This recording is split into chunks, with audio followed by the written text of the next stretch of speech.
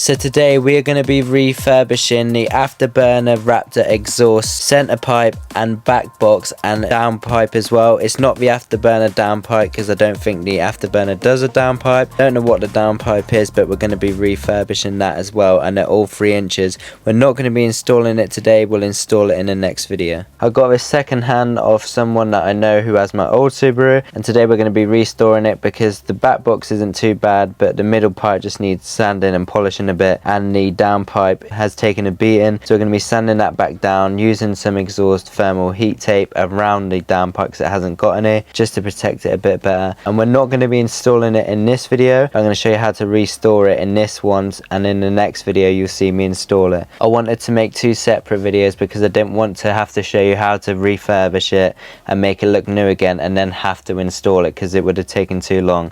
As you can tell, this video is already nearly 20 minutes long, so I thought just go with the easier route and just refurb it and then just make a shorter video of installing it so it's easier for you guys. That's about it. I hope you enjoyed the video, and if you want to see the install, it'll be in the next video. And to kickstart things off, I'm going to be testing if the T gasket outlet fits on the downpipe, so that's what I'm going to be starting off with. Genuine part, I'm going to check if it fits now. Hopefully this will fit, which it fits bang on perfectly, so it's happy days. This is the new 3-inch downpipe. I don't know what the brand is, it's looking a bit beat up at the moment, so I'm going to sand it down and get it looking fresh. So that's a new downpipe gasket T outlet, and I needed a bigger one because this is a 3-inch pipe, and the downpipe I'm taking off the car is a 2.5 inch, so I needed that. Here is the middle bit of the exhaust, and here is the main back box, which is absolutely massive. It's got a slash cut and it is a 5 or 5.5 inch here. This is the afterburner Raptor exhaust, back box and the middle, but with regards to the downpipe I'm not sure, but I am gonna, because it doesn't look like it's had it, use some new heat wrap tape and these little like zip tie metal things here around here, because obviously you can see definitely taking it like a champ around here.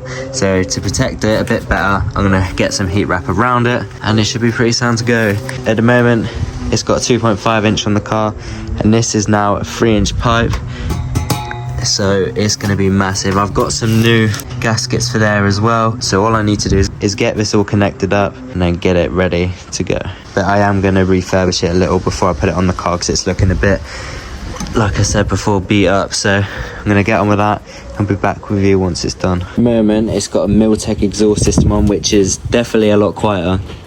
Well, I'm assuming so anyway. You'll hear a clip of it revving and setting off. There'll be a before and after, but the Miltech is 2.5 and this is 3-inch, so there should be quite a difference in sound. And I'm hoping this one's going to be a bit more rumbly because the Miltech one doesn't seem to have as much of a deep rumble as I've had this one has, so we'll see about that. You can actually tell a difference here. This is a 2.5 inch gasket. I bought this because I was just going to put like a pipe like this down on my old Subaru, but I've never done it, and this is just what I've kept in storage. But look at the difference in that. 2.5 inch to 3 inch really is quite a difference, but if you was to put that on there, it is tiny.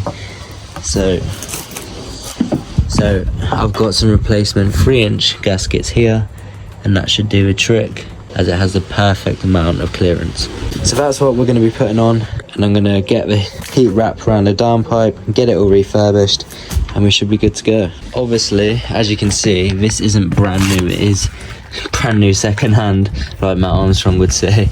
I'm wondering if that line was where it used to end. Normally it comes with like a blue and gold burn there, which looks pretty cool, and it comes on the back as well. I don't know if there's an option to not have this. I think it's just got a bit old and it's just worn off over time. I'll put a link in the description for all these parts, apart from the downpipe, because I literally don't have a clue. There's no branding on it at all anywhere, so I don't know with that, but with this here it will be in the description. So on the back box, I'm not going to sand it, I'm going to use some metal auto sole to try and get this chrome shining back up.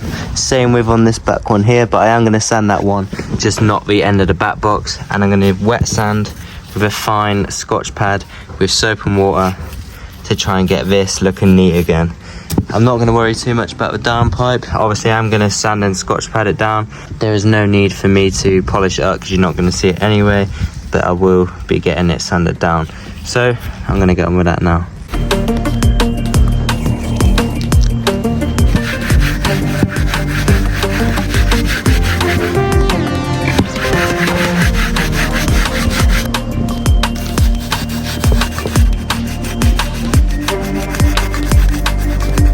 That is literally 2 minutes in, and it went from all of this to nothing. It is all gone just with this fine Scotch pad.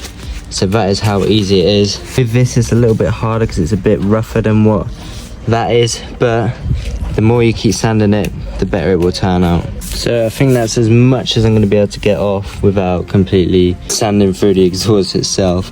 But that is done, that is looking perfect, and that is finished now. So that's done. Now moving on to the middle pipe. Actually isn't too bad, I think it's just really dirty, but I'm going to sand it down anyway and see how it turns out. So this is before, now let's get an after.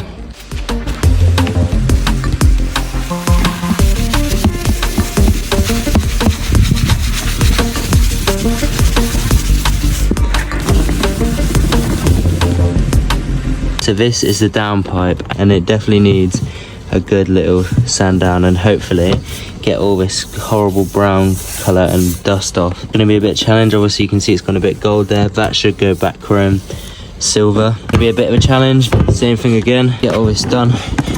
I need to take this old gasket off here because it's been tiger sealed on, and obviously try and get a bit of a top, and it should be good to go.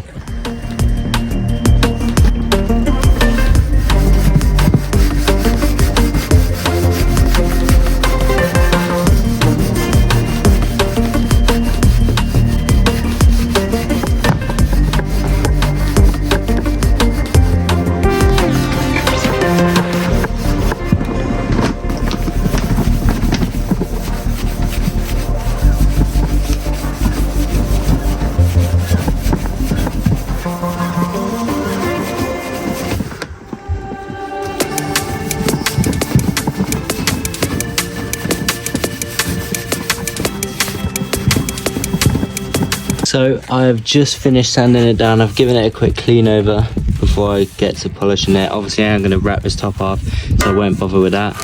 But it's actually come out not too bad. You can see where it's either got hot there or it's come like that from how it was, because it is golden blue, but normally that is when it's hot bit. I still don't know what this downpipe is, but it's definitely looking a hell of a lot better than what it was. It's actually not as brown as what it looks like on camera. If you go closer, you can see the silver is there, but it was struggling, and it's completely smooth now. I don't think I'm actually going to get it back. You can see the difference between the wet there. But this bottom half actually came out really good. It's a shame the rest didn't go as much as that, but it ain't too bad, especially for what it was. So it's done alright with that. With the back box, get that all polished. That pretty much looks the same, but it has been sanded. So now all I've got to do is tape that up with the same tape as this, get this polished, get that polished, a bit of that polished possibly. Exhaust also came with this silencer. The person who I bought it off said it doesn't really make a difference. I'm gonna get it cleaned up anyway, just because if I ever do want to put this in, I can. Shout out to the person I bought this off. I'll put his Instagram down below. He sorted me out, and he's actually got my old Subaru, so if you want to follow him, you might see some updates on the old Subaru. We'll get this cleaned up and get it looking better.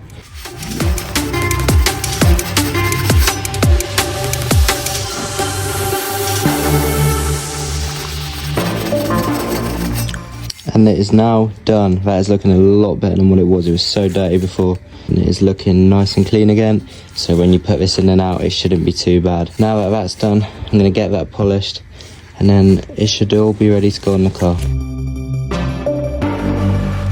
So as you can see now, it is looking a bit old and not so nice, and it's still got a couple more bits here. I haven't sanded this bit because I didn't want to scratch it up, but as you can see, it does actually look quite scratched and scuffed there. A lot of people said this is good. It's some Autosol chroma glands. It's this stuff in a tube, and apparently it's good for polishing all metal parts, brass, copper, cleans, polishes, protects and removes rust. That should bring this looking like new again. It's actually not too bad, but as you can see, it's just a bit like foggy. So you want to get that shine back to life. This is what it's looking like at the moment. I'm going to do a quick little test for you, just so you can see how it turns out. And once I've done that, I'll get back with the rest of it once it's finished.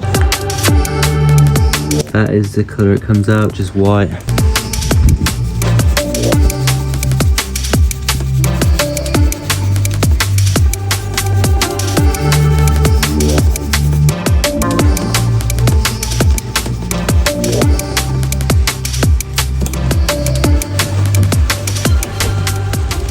Before and that is after. You can see it's come up with a better shine already.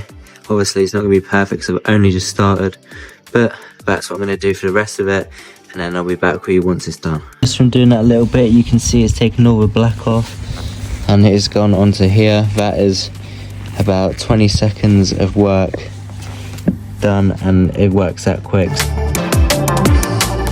And this is it after.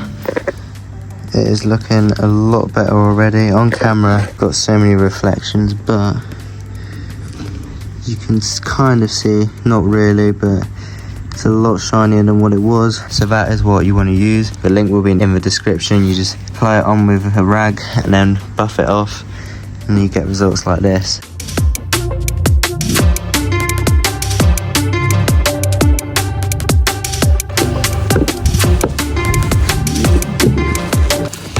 And the difference on that is absolutely crazy right now. You can actually see my hands so clearly. You can actually see us really well. Like if I flip this now, the results speak for itself. This side hasn't been done. This side has been done.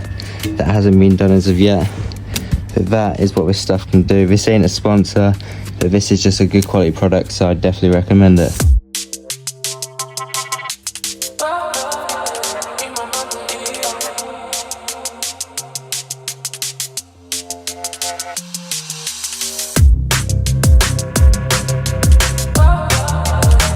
I'm now going to attempt to try and do just the inside of the back burner, just up to the little line you can see where it has the ring.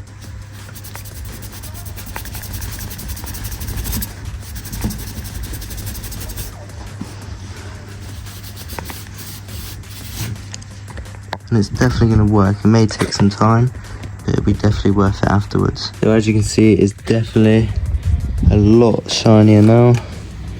The inside's going well. It's actually not taking too long either. Obviously I've got quite a bit to go, but I've only been doing it for a minute here, and it's actually working alright. So that's as good as I've got it. Inside has actually come back out pretty good, to say the least. There's still a little bit there, but as you can see, it's pretty much back to silver. It's just little bits that need sorting, which can be sorted, but that is pretty much back to what it would have come like originally. The shine on it is so much better. The welding is a lot better as well. So yeah, I definitely recommend that. Just little odd bits now I need to keep going over, and it's done.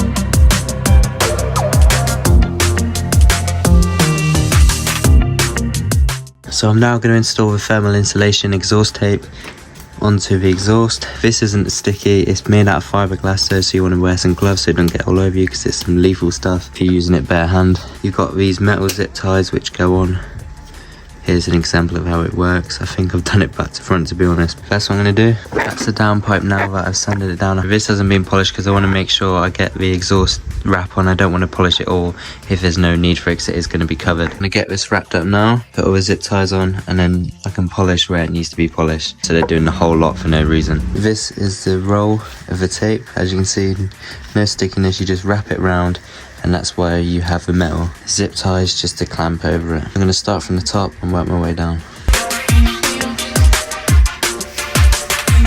So I'm not going to start at the top, just because if you can see the metal, I don't want you to see the tape. So I'm going to go just behind this little nut ring here and then carry on down, just because I think it will look better if you look in the engine bay.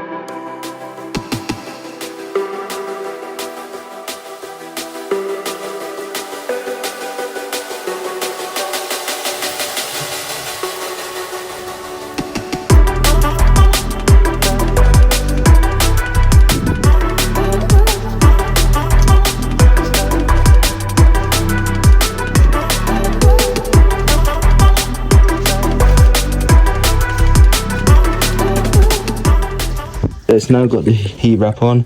That's how much I've got left, so that's what I'm going to polish up. Like I said, I left the top bit just so when you look down from the engine bay, if you can see it, you'll only see that and not all the tape. And that is it ready to go on the car. Just another thing as well, I haven't done it in the video, but if you want your heat wrap tape to curl better and go on the exhaust pipe or downpipe a bit easier if you're struggling, I didn't find this necessary because I've done it a couple times in the past and I know how to get it on properly. But sometimes you can soak it in the water and then wrap it around because it will curl better and it'll go a bit tighter. So that's just another way if anyone's struggling. So if you want to do that, that's another way you can do it and it will go on a bit easier, but I'm just used to doing it now.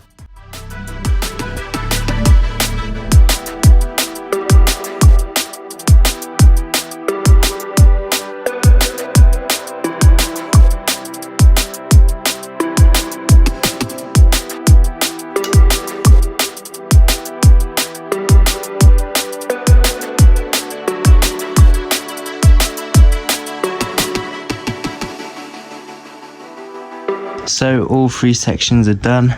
Now we can finally get to installing it onto the car. That is all the results done. Heat wrap that was previously heat wrapped, that's the one I've just heat wrapped. So now we can install it on the car. So stay tuned for next week's video of when we install it onto the car.